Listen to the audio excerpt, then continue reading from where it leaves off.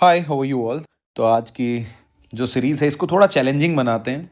कुछ सवाल तो 10 या 12 सवाल तो मैं डिस्कस करूंगा और कुछ सवाल मैं आपको एज ए होमवर्क दूंगा जो हम कल डिस्कस करेंगे। तो थोड़ा आपको भी टाइम मिल जाएगा, आप भी आराम से बनाना। थोड़े चैलेंजिंग उसमें सवाल शायद आपको लग सकते हैं, तो बड़ा अच्छा रहेगा इम्प्रूवमेंट, क्योंकि अल्टीमेटली ये पूरा जो भी आप, अब तो पढ़ाई वढ़ाई तो सब हो चुकी है, अब तो आप इम्प्रूव कर रहे हो अपने आप को, अपने कॉन्सेप्ट्स को इम्प्रूव कर रहे हो। तो जी, इसमें पहला सवाल ये है, प्रीवियस ईयर में आया हुआ सवाल है, ऑप्टिक्स से है। An object is gradually moving away from the focal point of a concave mirror, यानी कि कॉन्केव मिरर है, इससे यहाँ फोकल पॉइंट पे ऑब्जेक्ट रखा हुआ है, इससे दूर जा रहा है। अब मुझे जो बातें पता है और जो मुझे याद रखनी है वो है, जब सेंटर पे यहाँ पे रखा हुआ है, यहाँ मैग्निफिकेशन 1 होता है। इधर चलते हो तो मैग्निफिकेशन क्या होता है, इंक्रीज होता है, यानी कि यहाँ से मैग्निफिकेशन इंक्रीज हो रहा होता है जब आप टूवर्ड्स चलते हो। तो सिमिलरली जब आप यहाँ चलोगे तो मैग्निफिकेशन क्या होगा, डिक्रीज होगा, यहाँ 1 होगा और फिर यहाँ 1 से कम होगा, ऐसे चलता है। ठीक है, अब इसके बेसिस पे मुझे ये 4 डायग्राम है चूज करने हैं। यानी कि मेरा 1 कब होगा, सेंटर पे। सेंटर मतलब 2F, तो 2F पे 1 ढूंढो। चलो जी, 2F पे 1, एक तो ये मिल गया। ठीक है, ये तो 2F पे 1 नहीं दिखा रहा, तो ये तो हो ही नहीं सकता, ये तो हो ही नहीं सकता अप्रोप्रिएट। ये हो सकता है अप्रोप्रिएट, और 2F पे 1 ये भी दिखा रहा है, ये भी हो सकता है। ये 3 बच गए। अब F से जब आप मूव करते हो C की तरफ तो डिक्रीज होना चाहिए, ये तो इंक्रीज हो रहा है। F से आप मूव कर रहे हो 2F की तरफ और ये क्या दिखा रहा है आपको, इंक्रीज दिखा रहा है, ये तो हो नहीं सकता। सिमिलरली ये तो तुम्हारा कांस्टेंट ही कर रहा है, ये भी नहीं हो सकता, तो ये ही पॉसिबल है।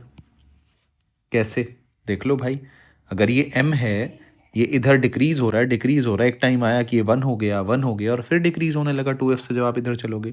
तो इस तरीके से ये आपका आंसर, और ये किसी के लिए भी वो बनवा सकता है, तो आपको बनाना आना चाहिए। यानी कि जब आपको प्रॉपर कॉन्वेक्स कॉनकेव उसका मैग्निफिकेशन कैसे चेंज होता है, पोजीशन वो याद होगी, तो ही आप बना पाओगे।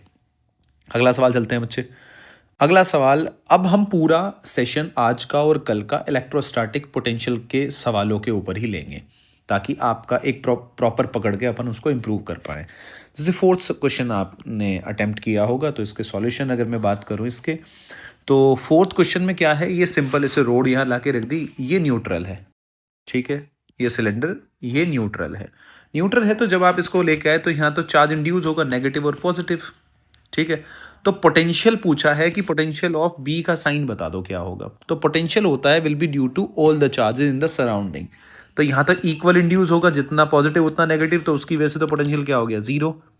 लेकिन प्लस इसकी वजह से भी तो होगा ना, सराउंडिंग की वजह से, और इसकी वजह से साइन क्या है, पॉजिटिव, यानी कि पोटेंशियल क्या होगा, पॉजिटिव। अरे भाई, पॉजिटिव चार्ज है तो पोटेंशियल भी तो पॉजिटिव। इसके सराउंडिंग में यहाँ इस पे अगर मैं काउंट करूँ तो इसकी वजह से भी, और जो यहाँ इंड्यूस हुए, इंड्यूस तो इक्वल अपोजिट हुए ना, तो इसकी इन दोनों की वजह से जितना इंड्यूस हुआ वो तो जीरो आ गया, लेकिन इसकी वजह से भी तो है ना, इसीलिए ये लाइन लिखी गई है। तो आंसर क्या होगा, पॉजिटिव। जनरली इसका आंसर बच्चे क्या लिखते हैं, नेगेटिव, की इक्वल एंड अपोजिट इंड्यूस हुआ तो जीरो हो गया। अरे भाई, इसको भी तो काउंट करेंगे।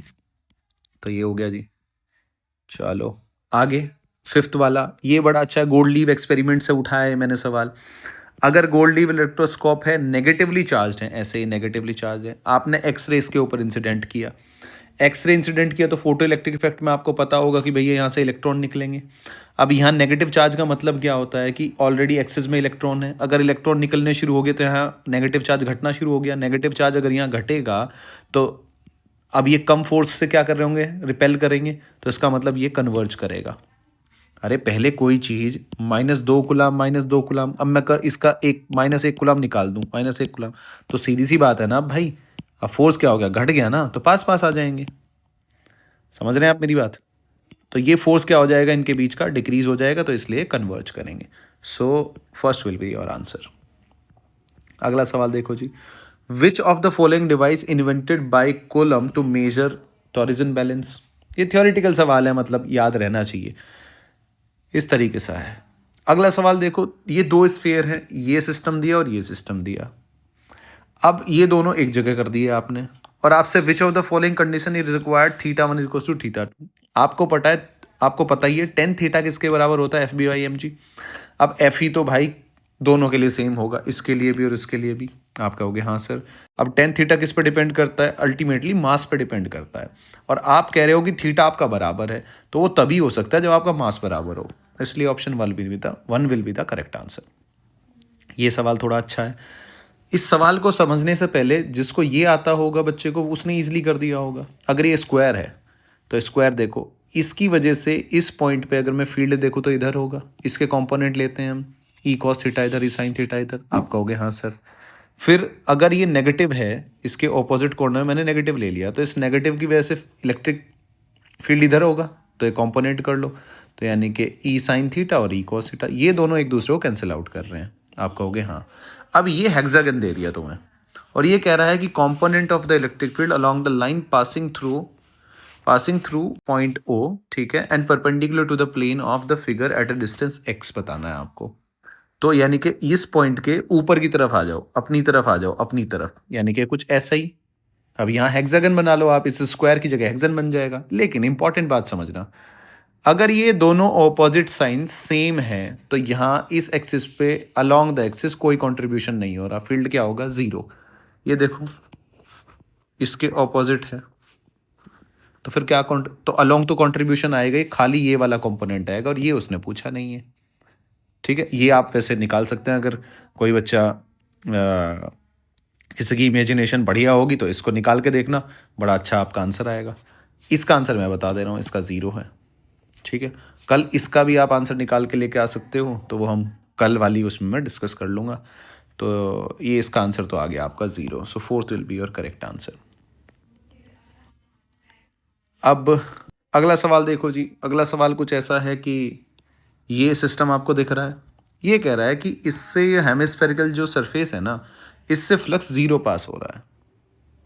अब ज़ीरो पास हो रहा है तो इसका मतलब इसकी वजह से ई जो कांस्टेंट इलेक्ट्रिक फील्ड है, इसकी वजह से फ्लक्स, और जो क्यू वाले की वजह से फ्लक्स है, वो दोनों सेम होगा, बस ऑपोजिट साइन होगा। तो पहले मैंने इसकी वजह से निकाला, E into pi r square. भाई हेमिस्फीयर से कौन सा कितना फ्लक्स आएगा इनसाइड, जितना यहाँ से पास हो रहा होगा। अरे हाँ है ना, तो ये वाला एरिया की मल्टीप्लाई कर दी, अब सबको पता ही होगा। अब दूसरी बात, अगर मैं क्यू चार्ज की वजह से बात करूं हेमिस्फीयर से कितना, तो मैं बंद कर लूं इसको, तो टोटल कितना होगा, एप्सिलॉन नॉट। अब सिमेट्री क्या कह रही है, आधे से कितना निकलेगा, Q by two epsilon not. अब इन दोनों का साइन क्या होना चाहिए भाई, एक बार बताओ, इससे जो निकलेगा इलेक्ट्रिक फील्ड इधर, एरिया वेक्टर भी इधर, तो कौन सा एंगल बनाएगा, अरे कौन सा एंगल बनेगा भाई, ये तो ज़ीरो ही बनेगा ना। ठीक है, अब ये वाला इलेक्ट्रिक फील्ड ई वाले की बात कर रहा हूँ, और एरिया वेक्टर इधर, तो ये तो ऑप्टियूस एंगल बना रहा है, नहीं बना रहा ये वाला, ये ई इधर हो गया, एरिया वेक्टर इधर, तो ये तो ऑप्टियूस एंगल बनाएगा। तो ये नेगेटिव, तो ये नेगेटिव ही है, तो आप जोड़ोगे तो ज़ीरो, तो वो उसने ऑलरेडी सवाल में दे दिया। मुझे तो ये मतलब है ये दोनों बराबर होने चाहिए, क्योंकि मुझे इलेक्ट्रिक फील्ड निकालना, दोनों को बराबर रखा, q upon two pi epsilon naught r square, यानी कि option one will be the correct answer. अब जी 199, इसमें सवाल में ये मैंने इसलिए लिया है क्योंकि ये एनसीईआरटी का एग्जाम्पल भी है।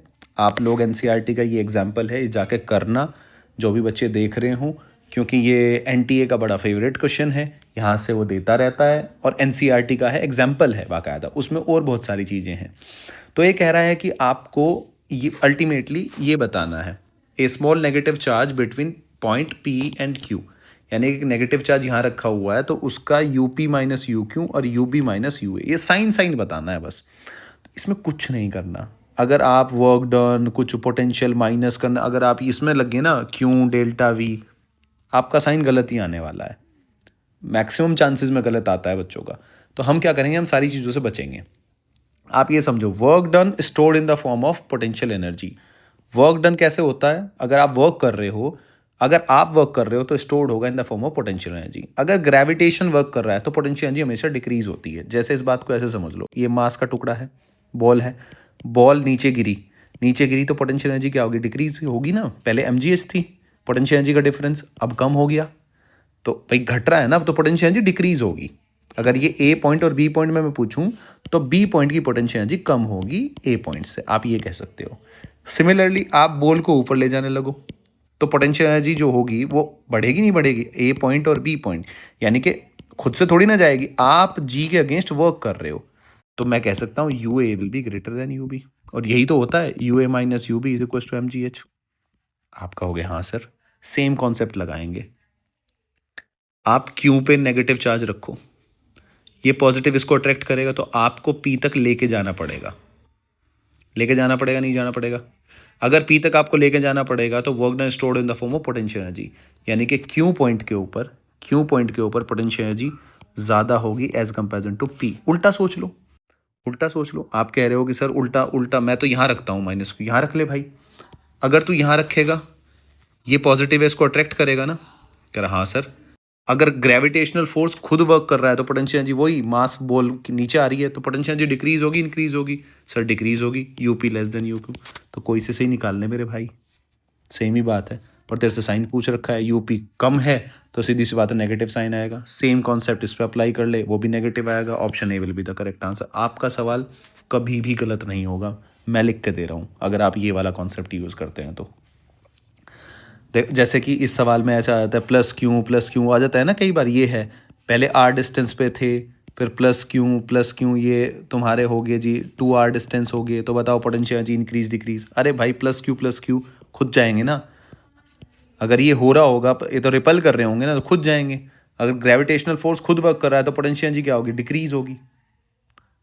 अब लिख के देख लो, KQ² और KQ²/2r, कौन ज़्यादा है? अरे भाई ये कम पॉजिटिव है ना नंबर, ये क्या होगा? ये ज़्यादा होगा। 2r से डिवाइड कर रहे हो, कम होगा। तो लिखने की क्या ज़रूरत है?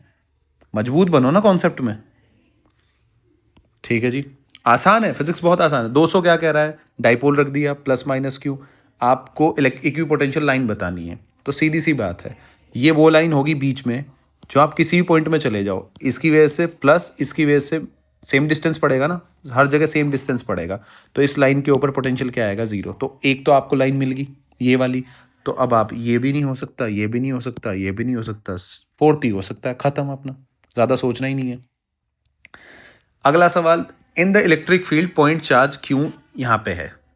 अब यहाँ है तो एक बात आपको समझ में आ रही है, ये सर्कल बन रखा है, इसके हर पॉइंट पे पोटेंशियल सेम होगा। आप कह रहे हो हाँ सर। अब आप यहाँ से यहाँ जब जाते हो तो अल्टीमेटली डेल्टा वी लिखते हो। जब हर पॉइंट का पोटेंशियल सेम है तो वर्क डन 0 होगा। बड़ा फेमस क्वेश्चन है। ठीक है जी। अगला सवाल देखो 196 में क्या है? ये कैविटी है, अंदर कैविटी के अंदर क्यों चार्ज रख दिया? अब क्यों चार्ज रख दिया? तो चार्ज सीधी सी बात है, ये इंड्यूस हो गए तो नेगेटिव चार्ज इंड्यूस करेगा और यहाँ पॉजिटिव चार्ज इंड्यूस करेगा। ऐसी कहानी है। आपने क्या किया, now if an external field is switched on, आपने एक्सटर्नल फील्ड लगा दिया, तो बाहर वाले फील्ड का अंदर कोई मतलब नहीं होता।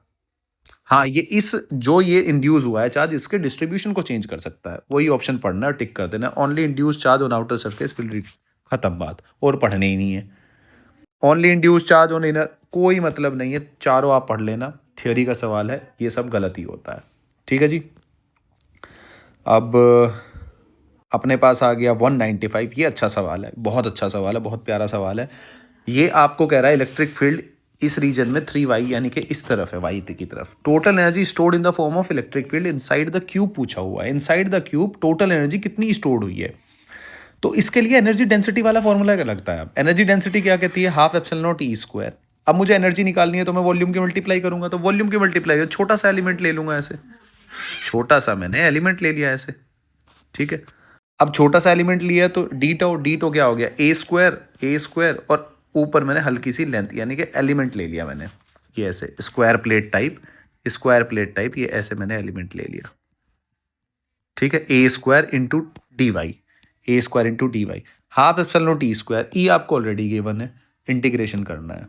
तो बच्चा इसमें कंफ्यूज हो जाता है, यार कैसे निकालूं, जबकि सवाल बहुत सिंपल है। सीधा आंसर आएगा थर्ड ऑप्शन। क्लियर है?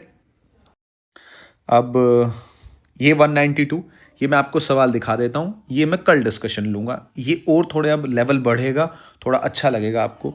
192 ये सवाल है आपके साथ, फिर आपके पास ये सवाल है, फिर आपके पास ये सवाल है, फिर आपके पास ये सवाल है, फिर आपके पास ये सवाल है, फिर आपके पास ये सवाल है, और आपके पास ये सवाल है जी। एक ये सवाल आ गया, इनके मैं कल डिस्कशन लूँगा। ये 244 आ गया आपका, ये 239, एक ये सवाल है,